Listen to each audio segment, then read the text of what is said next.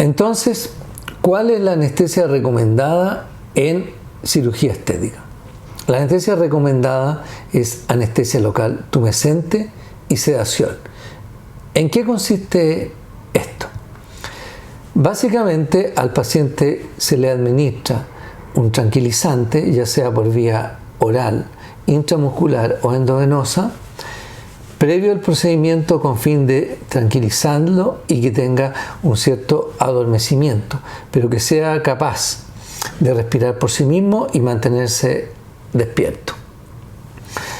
Después de eso, al paciente se le administra una solución de anestésico local, conocida generalmente como solución de Klein, y que es una mezcla fundamentalmente de lidocaína y un medicamento conocido como epinefrina. Esto es básicamente lo mismo que hace el dentista, pero no en pequeñas cantidades como lo hace el dentista, sino que en grandes cantidades, incluso 6 u 8 litros de solución infiltrando los tejidos sobre los cuales uno va a intervenir. También entonces podríamos decir que esto es muy similar a lo que ocurre en el dentista, es decir, el paciente va a percibir que se le está haciendo algo, pero no va a sentir dolor. Entonces, ¿cuáles son los inconvenientes de la anestesia local tumescente? Lo primero es que puede fracasar. Esto ocurre en pacientes especialmente ansiosos o con fobias a las agujas o a los procedimientos médicos. Entonces, lo único que puede ocurrir es que haya que suspender el procedimiento. Afortunadamente, uno se da cuenta de esto al inicio del procedimiento. Por lo tanto, sencillamente lo suspende y hay que evaluar realizar el procedimiento en otra oportunidad con otro tipo de anestesia. Por lo mismo, a los pacientes uno siempre les advierte esto y les pregunta. Cuando uno detecta que se trata de un paciente especialmente fóbico a procedimientos médicos, es mejor ni intentar los procedimientos con anestesia local y sedación. En segundo lugar, la complicación que puede ocurrir es intoxicación por la lidocaína. Bueno, todos los medicamentos que conocemos tienen niveles tóxicos sobre ciertas cantidades que se utilicen. Respecto a la lidocaína, se conoce muy bien cuáles son los niveles de seguridad y cuáles son los niveles que si uno sobrepasa, entonces va a tener efectos tóxicos. Los efectos tóxicos de la lidocaína, como la mayoría de los medicamentos, una vez que se producen pueden ser muy graves, incluso mortales, y por eso que hay que evitarlos. Y por lo mismo, uno debe respetar esas normas y no utilizar mayor cantidad de lidocaína de la que está recomendado usar. Y esto entonces lleva a que uno no pueda utilizar una gran cantidad, no pueda hacer un procedimiento muy extenso y no pueda hacer un procedimiento muy prolongado en el tiempo. En tercer lugar están las reacciones adversas a drogas. Junto con la lidocaína también se usan otros medicamentos, como mencionamos, tranquilizantes, también se usan antibióticos, etc. Y todos esos medicamentos pueden tener reacciones adversas. Y aunque a los pacientes siempre se les interroga respecto a antecedentes de efectos adversos a medicamentos u otras cosas, siempre pueden ocurrir efectos inesperados y por lo tanto uno tiene que estar preparado para resolver esas contingencias. ¿Cuáles son las ventajas de la anestesia local tumescente y sedación? Primero, son la forma de anestesia más segura. En todo el mundo se han operado miles de pacientes y no existe un reporte de complicación grave con este método siempre y cuando se respeten los protocolos, es decir, se administre la lidocaína dentro de los límites de seguridad conocidos.